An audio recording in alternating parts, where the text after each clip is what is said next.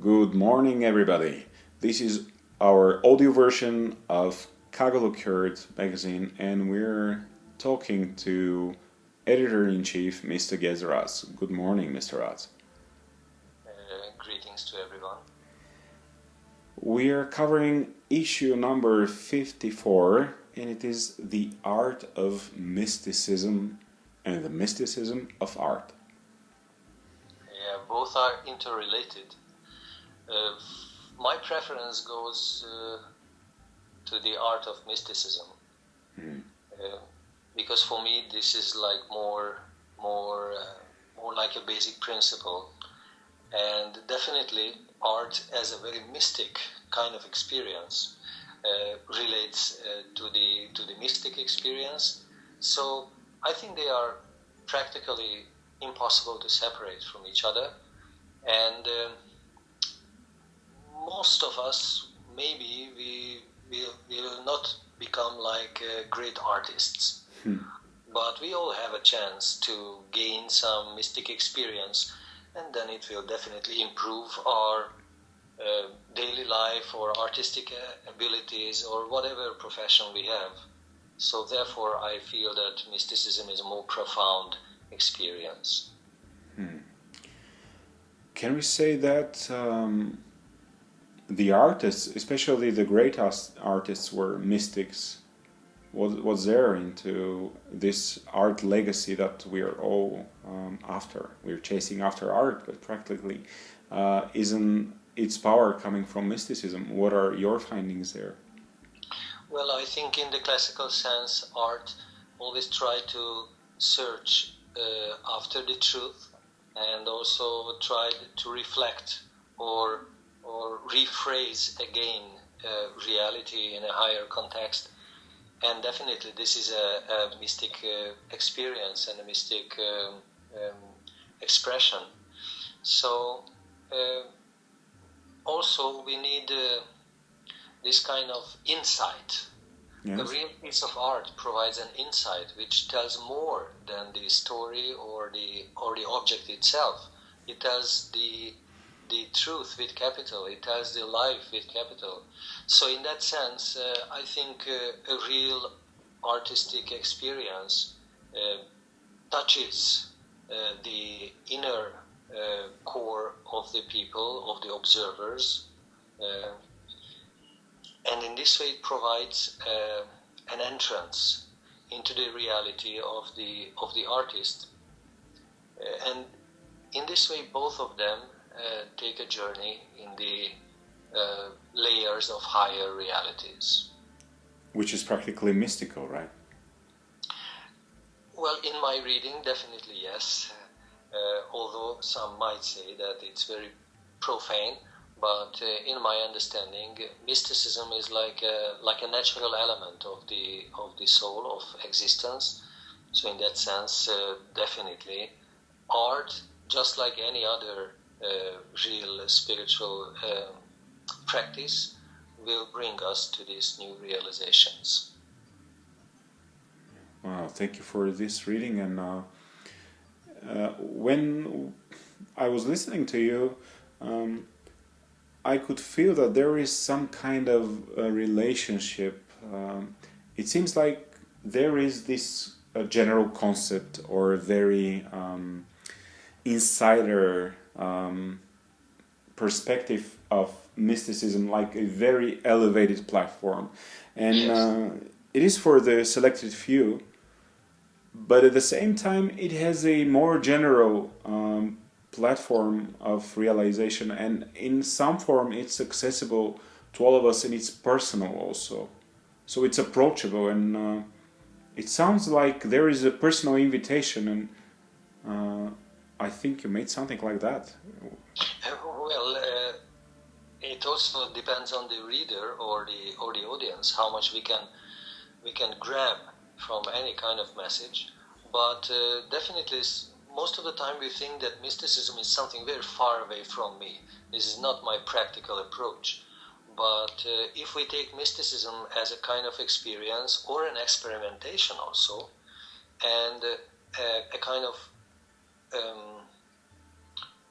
understanding reality in total, then I think it's very practical. But just to show the need for reality of real mysticism, which is not like a witchcraft or which is not like a magic for some bad purposes, but it's like a paradigm, like a way to approach things, to see the essential part beyond the superficial external side. So once there was a question, a young man asked the teacher that, tell me please, how does it happen, how does it work that I can accomplish my job? And then the teacher said, well, there are two ways, my dear son. One is the mystical and the other is the practical. So all the audience was very much inspired to listen to this great secret. What is the mysticism of art? And then the teacher said, well, the practical side is that you pray, and the mystical side is that you accomplish. Somehow it happens.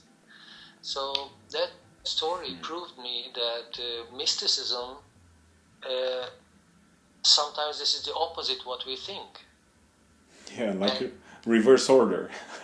Correct. And the practical thing must be a mystical practice, like prayer or meditation, because these exercises will bring us different answers to the most simple questions that we might have. Yeah, it's again like a personal pilgrimage, and as you have covered the topic of pilgrimage for so many times and for so many years, it sounds like pilgrimage is changing the observer, the experiencer, and it seems like mysticism, or every topic that you share with us, it's also a personal pilgrimage. Well, I hope, as we all search for truth, beauty, harmony, reality, I think this trip is part of our life. And in my reading, this is a highly mystical experience, which is sometimes very practical at the same time.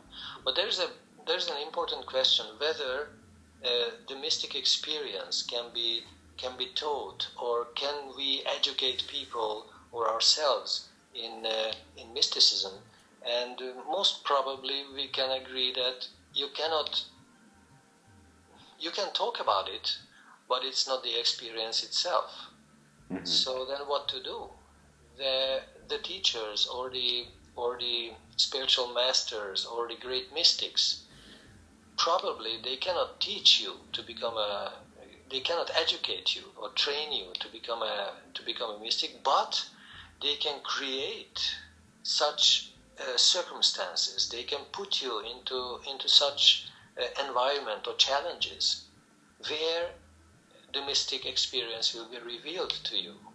So I think this is what we can expect if we find a guide, a spiritual guide, or we learn something about this type of approach to reality, that we shall collect some mystic experience. Wow. Can you tell us, to be very practical, was there more into this 54th edition of Kagylokurt? Like articles and topics you have covered also? Yeah, definitely. We tried to show some artists, because through their life and through their experience we can also experience something higher. So we picked a Hungarian painter who was a very unique personality. He was a little outcast, so to say. He was not really part of the mainstream society. And he was living in the beginning of the 20th century. His name is Mednyansky. And he was a baron, and nevertheless he joined the army in the First World War. And the most famous paintings he made were practically reports from the front lines. So it's a very shocking experience. At the same time, he had a very sophisticated approach to this divine reality. So this is one part. Then we also discussed the traditional ancient historical vision of the Hungarian tribes about the divine reality, which is an interesting route into our ancient culture. And also we discussed on a philosophical basis the topic of magic like an art, magic in a classical sense, that in this approach magic is like a world view, how we perceive things, that we see an object and the object tells a higher story, so it reflects to something more, something deeper. So this article goes back to the philosophical original historical point of this magic vision. And something that is also very important, we discussed its title is the negative initiation, which is about a very interesting story happening right now. We believe in this story that the symbols and the objects and the words, the phrases of traditional, classical, mystic or religious context are usurped by present day daily life.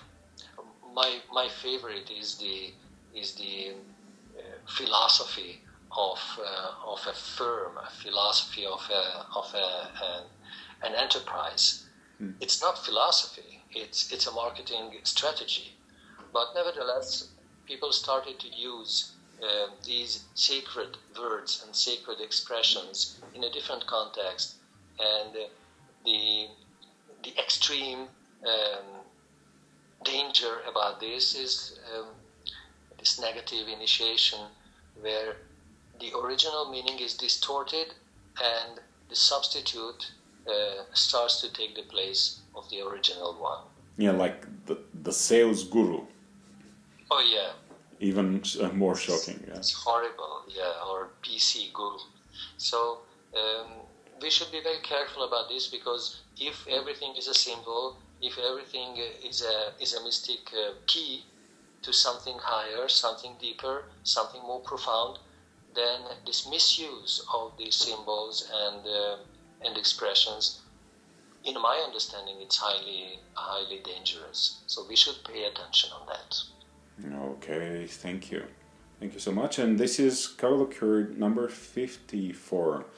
Please visit our website, is kagylokurt.hu, and there you can find all the contacts and please order the print issues and help us grow and cover larger audiences, not only in Hungary but also around Europe. And thank you, Mr. Rats, Editor-in-Chief. Thank you for the opportunity, and I wish a very successful mystic experience trying to find more about all these topics. Thank you.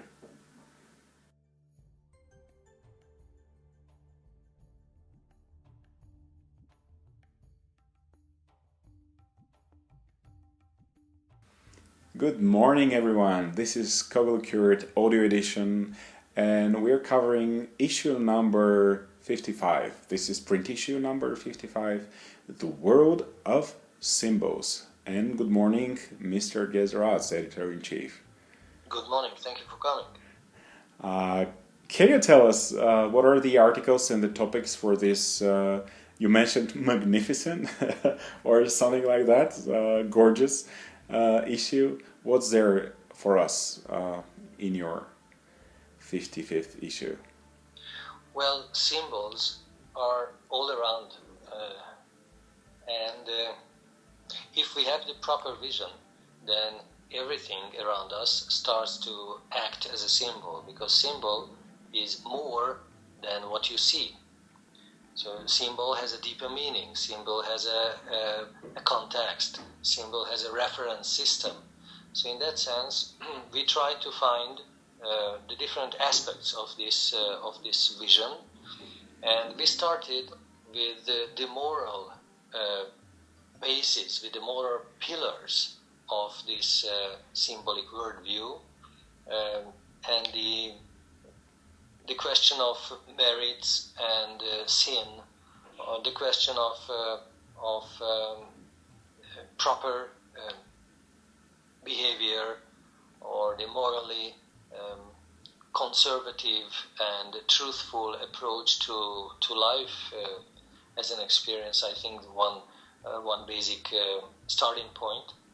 And we try to find the different cultures' opinion about it, what they considered like main focal points about human behavior. Just to give you an idea, yes. The 7 major sins in Christian tradition are rephrased, for example, by Gandhi. And he said that wealth without efforts, or science without humanity, or politics without principles, he considered these as major sins. And then we moved to something little more interesting in one sense. We discussed the question of Saint George and the dragon. Because somehow it struck me that how is it possible that a dragon, such a mystic or oriental or pagan symbol, is involved in the mainstream Christian theology? And definitely this was an excursion into ancient cultures and the change of stress and the focus. So although Saint George was a legendary figure, they say, in one time in history, his celebration was almost on the same level as the Christmas. But now its popularity is more like lost. So this is something that we try to discuss. And then a very oriental approach and topic about a very ancient, archaic, symbolic profession of humanity is the shepherd. What is the shepherd as a symbol? And finally we came to the conclusion that shepherd is like a divine function. So it's not simply tending the animals, but it's something beyond. Also we discussed the masks, because they fulfilled a very important role in all ancient traditional cultures. And something very interesting about the swastika. Swastika has a very bad reputation in the European society due to some misuse in the 20th century. But we try to prove and show that swastika as the cross, the sun cross, we can say, is a very traditional and very positive symbol. So here we can trace how, due to the misuse and due to the context, the original meaning was distorted somehow, and now we came to a very infamous use of the swastika. But we try to represent it in the original sense, as swasti means good life. So swastika is a very positive and actually it's a blessing symbol. And then it started to be like a symbol of death and destruction. So this transition from one layer of reality, from one use to another, I think it's very remarkable. And this is what we try to show through these different approaches. Thank you. It's a great issue, once again. But you always do and make great issues. And I was wondering, how about personal symbols? And how about amulets? And how about personal charms as symbols? And you mentioned about context, and there are some personal symbols which practically relate to personal context. Yes, and we can say that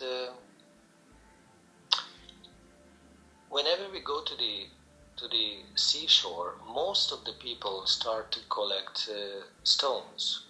It's like a natural instinct. And these stones might become into some private or personalized symbols or personalized amulets, as you said.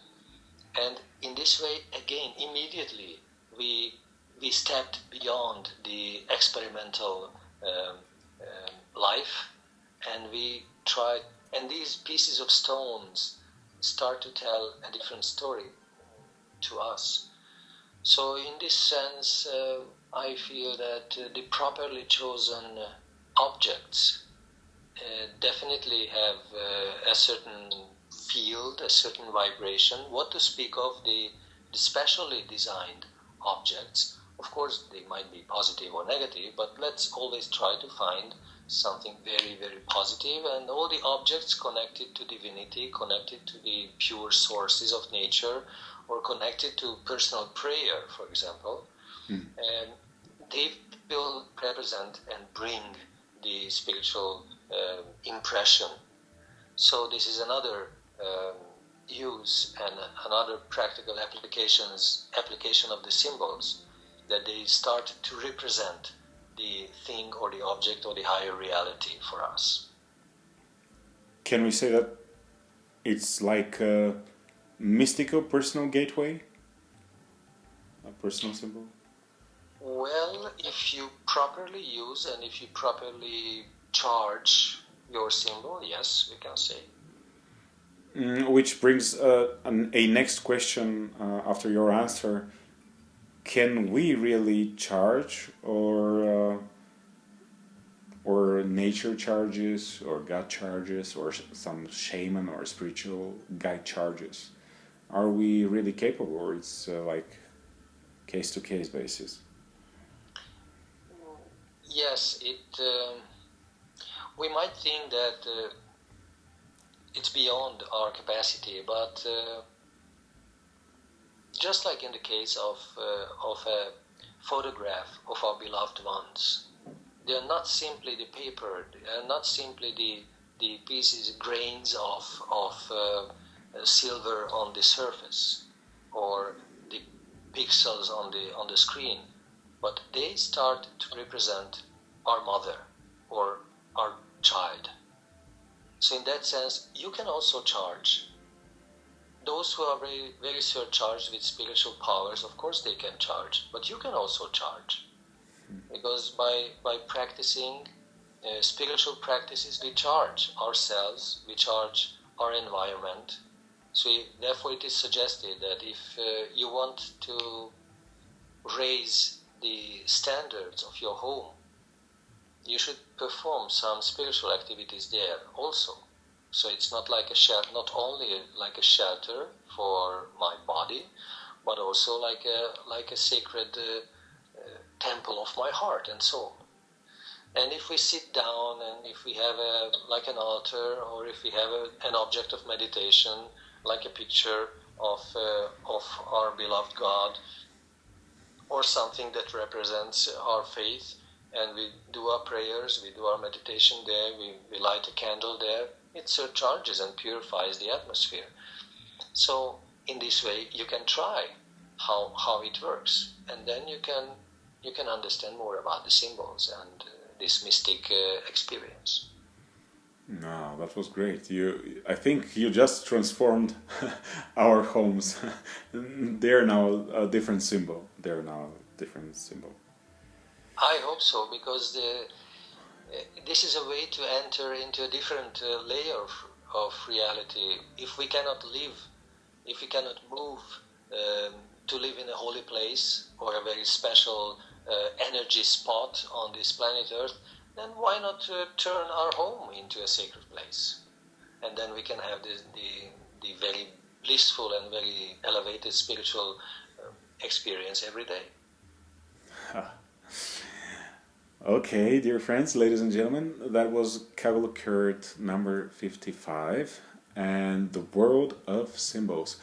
Please visit our website kagylokurt.hu and order the print issues look at the current issues and provide to your home and to your circle of friends and family. We'll be very happy to talk to you, and look at our events also. We have a good schedule, and we believe that we are not that very far from you. If you are in another country, find a way. More online stuff is there, and visit our Facebook page also, Kagylokurt. And that was our conversation with Mr. Gazarat's editor-in-chief. Thank you. Thank you for your attention. Thank you.